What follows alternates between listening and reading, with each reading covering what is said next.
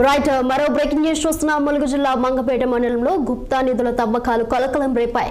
గుప్తా నిధుల తవ్వకాల్లో లభ్యమైన బంగారాన్ని పోలీసులు స్వాధీనం చేసుకుని 5 అనుమానితులను అదుపులోకి తీసుకున్నారు. ఇక మహారాష్ట్ర శరవంచ దగ్గర ఓ ఇంట్లో జరిగిన తవ్వకాలు భారీగా పసిడి బయటపడింది. తవ్వకాల్లో పైకి తేలిన ఓ రాగి బిందెలో 36 గోల్డ్ కాయిన్స్ లభ్యమయ్యాయి. ఒక్కో కాయిన్ 23 గ్రాములున్నట్లు సమాచారం. పసిడి పంపకాలు తేడాలు రావడంతో గొడవ జరిగింది. ఈ క్రమంలో సమాచారం అందుకుని రంగంలోకి దిగిన పోలీసులు ఓ వ్యక్తిని అరెస్ట్ చేసి గోల్డ్ స్వాధీనం చేసుకున్నారు. అయితే ఈ విషయాన్ని పోలీసులు గోప్యంగా ఉంచుతున్నారు.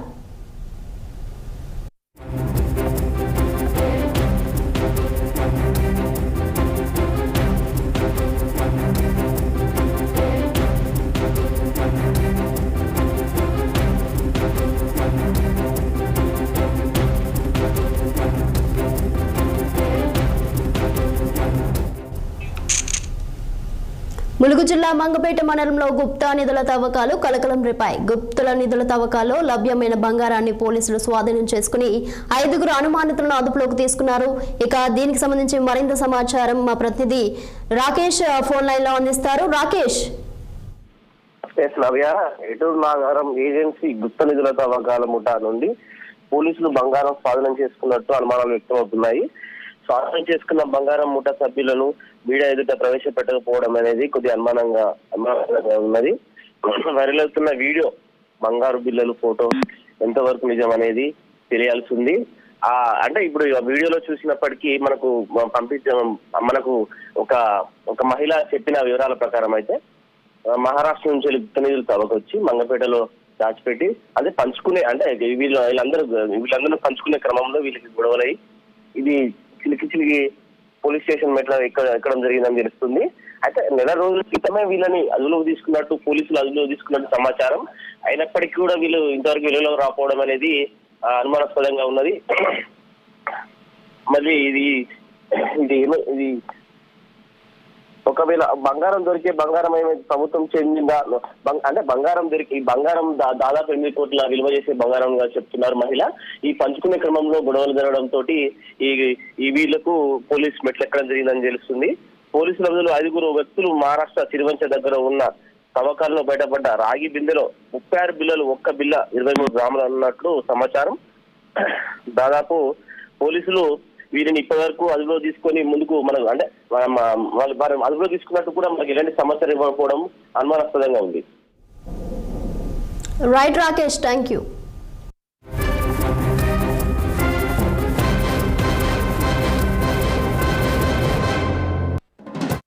అయితే నీ ప్రేమ ఎక్కడికి రా, బండి కారు కిరాయికి అడుగుతాను అని అన్నా. అంటే మహారాష్ట్రం పోవాలక్క అర్జెంటు అన్నాడు. ఎందుకురా నాకు చెప్పండి దారా అని అంటే, నేను వచ్చినాక చెప్తాక్క, మీరు బాగుపడతారు, నా మాట వింటే మంచిగా అని అన్నాడు. అంటే సరేలే అని నేను అన్నా.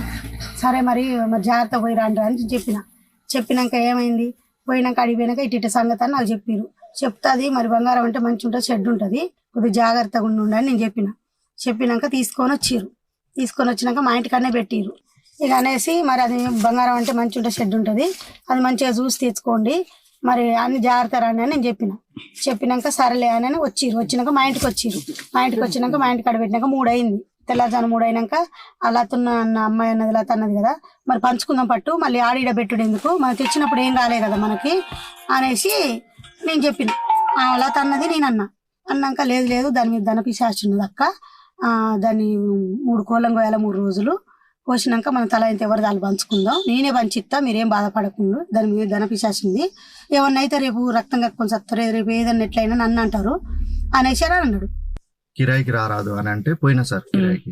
ఆడికి పోయినాక ఇక ఆ సంగతి తెలిసినాక ఆయన అన్నాడు కదా, ఇట్లా చెంబు ఉన్నది నీకు కూడా అలా బాగా ఇస్తా అని అంటే ఆ చెంబు బయటికి తీసిండ్రు సార్. తీసినాక మళ్ళీ ఆడి నుంచి పట్టుకొని వచ్చి ఇంటికాడ దాన్ని మళ్ళీ పాతి పెట్టినాం సార్. పాతి పెట్టినాక తీసినాక దాంట్లో పూజలు చేయాలి, పునస్కారాలు చేయాలి, ధనపిశాచి ఉన్నది అని కోళ్ళు 3 రోజులు కోళ్ళు కోపించిండు సార్. 3 కోళ్ళం కోసినాం సార్, రోజుకో కోడి. 3 కోళ్ళం కోసినాక మళ్ళీ అది తీయమంటే అది ఇట్లా తీయొద్దు, నేను తర్వాత తీస్తా అని మళ్ళా అట్లనే ఉంచిండు సార్. ఉంచినాక ఏమైందంటే మళ్ళా ఆ బిల్లలన్నీ తీసుకున్నాడు సార్. అలా ఉట్టిదే ఉన్నది, ఏమి లేదు అని మళ్ళీ చెప్పి అబద్ధం చెప్పిండు సార్.